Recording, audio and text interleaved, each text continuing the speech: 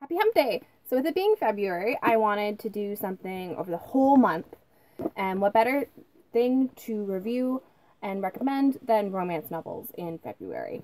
So I'm going to go back to my first, Julia Quinn. Phenomenal. And so I'm going to do a month of Bridgertons because there is 9 books. There's the 8 books of her children, or of the children, the 8 children, and then the second epilogues, which I have as a separate book because this is actually the original The Duke and I from 2000. I have another copy because I've broken this one. I broke it. Because I've reread these so many times.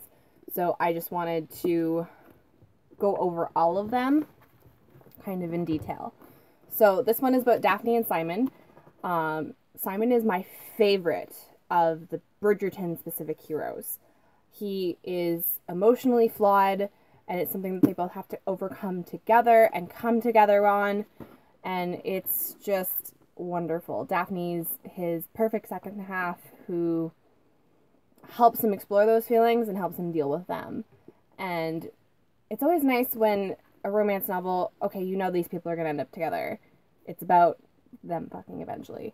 But these are about more than that, and I always love it when sex in romance novels has a purpose. It furthers the plot somehow. It causes emotions that they need to deal with, not just gratification. So I'm going to go into a little bit more detail. So, spoilers.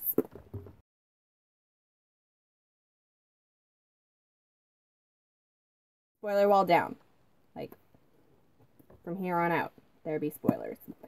So a bit of a plot summary. It starts off with, don't you love old romance covers? Like, look at that. Look at that. That's not how they are now. This is one of the modern covers. Starts off with Simon's birth because he is a duke. The Duke and I, Dedoy. Dedoy.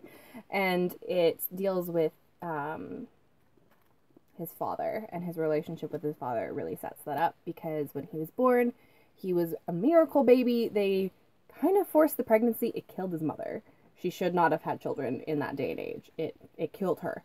And he expected all these great things from his son, and Simon has a speech impediment, and he spoke very, very late. So it kind of goes over him growing up, him pushing himself to overcome that speech impediment, to shove it in his father's face, and he does that. He goes to Eton, he becomes one of his top peers, and he eventually says, like, I'm just going to screw over my father. The line will end with me. This perfect son that he wanted, I'm not going to be that. And I'm never getting married. It can pass to my cousins. Screw my dad. So then you meet Daphne, who is one of 8, the 8 Bridgerton siblings. They're all named alphabetically. So it's Anthony, Benedict, Colin, Daphne, Eloise, Francisca, Gregory, Hyacinth. Not the order of the books, because ages. That's why Daphne's story is first, because girls married a little bit younger, boys married a little bit older. So there is that bit of an age gap. Simon is about the same age as her eldest brother, Anthony, and they meet at a ball. Stuff happens.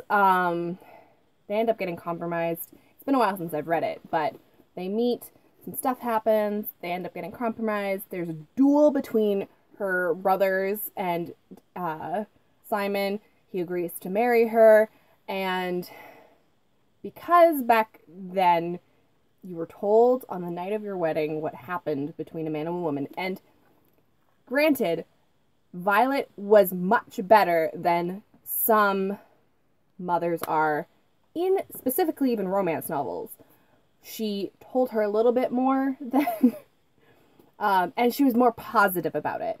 She told Daphne that it could be good if your husband is skilled enough, you and your husband get along well enough. He can make it good for you. It doesn't have to be this horror story that you hear from other matrons, which is the case in some books. So she goes off to her wedding night, and he does something real weird. He doesn't finish inside of her. And he tells her that that's normal because Violet didn't go into a lot of detail. She's dumb. She just believes it. So then, a little bit while into their marriage, she starts piecing things together. She talks to some housekeepers. They have a split. She manages to get him to finish inside her, and he gets real mad. And he has to come to terms with his father, and kind of, she helps him realize that the best way to make his father, to give it to his father, is to be happy. To live his life and be happy in spite of him. So it's one of my favorites. I love flawed heroes. Quinn excels at, as well as comedy. It's wonderful. And it's one of the reasons why I love her book so much. So day 1 of Bridgerton month is The Duke and I by Julia Quinn. Thank you for watching. If you're watching, hit like if you want to see more of this week, this month. Subscribe if you want to be updated on it, and talk to me down below about your favorite damaged heroes down in the comments.